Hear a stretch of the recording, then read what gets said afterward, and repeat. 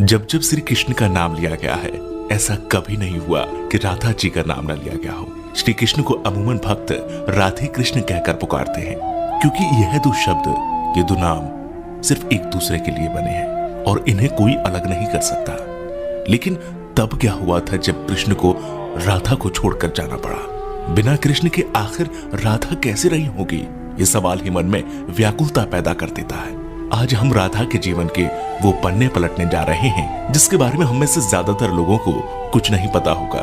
कृष्ण से राधा और राधा से कृष्ण को कोई जुदा नहीं कर सकता, लेकिन हालात और वक्त ने इन्हें भी नहीं बख्शा। यह हम सभी जानते हैं कि कृष्ण का बचपन वृंदावन की गलियों में बीता।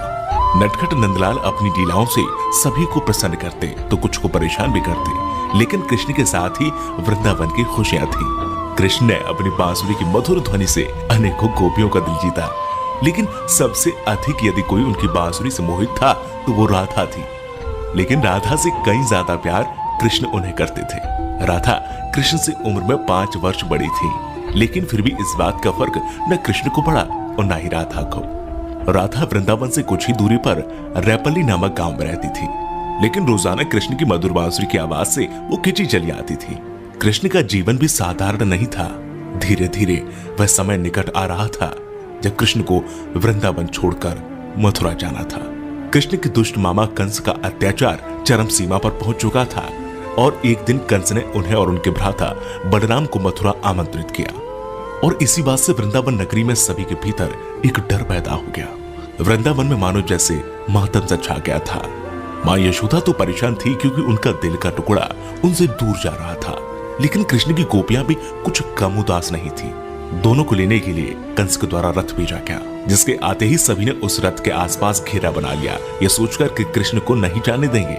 उधर कृष्ण को राधा की चिंता सताने लगी थी और वे सोचने लगे थे कि जाने से पहले एक बार राधा से मिल ले। मौका पाते ही वे छिपकर वहां से निकल गए और फिर उन्हें राधा मिली, जिसे देखते ही वे कुछ कह न सके।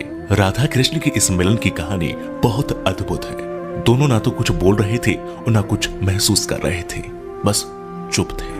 राधा कृष्ण को न केवल जानती थी बल्कि उनके मन और उनके दिमाग को भी समझती थी। कृष्ण के मन में क्या चल रहा है वे पहले से ही भाप लेती थी, इसलिए शायद उन दोनों को उस समय कुछ बोलने की आवश्यकता नहीं पड़ी। और आखिर राधा को अलविदा कहकर कृष्ण लौट आए और आकर गोपियों को भी समझाया और अनुमति लेने के बाद वहां से चले गए। और वृंदावन कृष्ण के बिना सूना हो गया। न कोई चहल पहल थी और न ही कृष्ण की लीलाओं की कोई झलक। बस सभी कृष्ण के जाने के गम में डूबे थे। परंतु दूसरी ओर राधा को इस बात का कोई फर्क नहीं पड़ा था, क्योंकि उनकी दृष्टि में कृष्ण कभी उनसे अलग हुए ही नहीं थे। शारीरिक रूप से जुदाई मिलना उनके लिए कोई महत्व नहीं रखता था। यदि कुछ महत्वपूर्ण था तो राधा कृष्ण का भावनात्मक रूप से हमेशा जुड़ा रहना। कृष्ण के जाने के बाद राधा पूरे दिन उन्हीं के बारे में सोचती रहती और ऐसे ही लंबा अरसा बीत गया। लेकिन आने वाले समय में राधा की जिंदगी क्या मोड़ लेने वाली थी उन्हें इसका अंदाजा भी नहीं था। जो हर लड़की के साथ होता है वही राधा के साथ भी हुआ। माता पिता के दबाव में आकर राधा को विवाह करना पड़ा और विवाह के बाद अपना जीवन संतान घर गृहस्थी के नाम करना पड़ा। लेकिन दिल के किसी कोने में अब भी कृष्ण मौजूद थे। दिन बीतते गए, वर्ष बीत गए और समय आ गया था कि अब राधा काफी वृद्ध हो गई थी। और फिर एक रात वे चुपके से घर से निकल गई और घूमते घूमते कृष्ण की द्वारका नगरी जा पहुंची। वहां पहुंचते ही उन्होंने कृष्ण से मिलने के लिए निवेदन किया, लेकिन पहली बार उन्हें मौका प्राप्त तब हुआ जब कृष्ण काफी लोगों के बीच घिरे हुए खड़े थे। राधा को देखते ही कृष्ण की खुशी का ठिकाना नहीं रहा, लेकिन तब भी दोनों में कोई वार्तालाप नहीं हुई, क्योंकि अभी भी उन्हें अल्फाजों की आवश्यकता नहीं थी। कहते हैं कि राधा कौन थी यह द्वारिका नगरी में कोई नहीं जानता था। राधा के अनुरोध पर कृष्ण ने उन्हें महल में एक देविका के रूप में नियुक्त कर दिया। वे दिन भर महल में रहती, महल से संबंधित कार्यों को देखती और जब भी मौका मिलता दूर खड़े होकर कृष्ण के दर्शन कर लेती। लेकिन फिर भी न जाने क्यों राधा में धीरे धीरे एक भय पैदा हो रहा था, जो बीतते समय के साथ बढ़ता चला गया और उन्हें फिर से कृष्ण से दूर जाने का डर सता रहा था। उनकी भावनाएं उन्हें कृष्ण के पास नहीं रहने देती। साथ ही बढ़ती उम्र भी अब उन्हें कृष्ण से दूर ले जा रही थी। और आखिर एक शाम महल से वे चुपके से निकल गई और न जाने किस ओर चलती। वह नहीं जानती थी कि वह कहां जा रही है, आगे मार्ग पर क्या मिलेगा, बस चलती जा रही थी। परंतु कृष्ण तो भगवान है, वे सब जानते थे। इसलिए अपने अंतर्मन में भी जानते थे कि राधा कहां जा रही है। फिर वह समय आ गया जब राधा को कृष्ण की आवश्यकता पड़ी। वह अकेली थी, बस किसी तरह कृष्ण को देखना चाहती थी।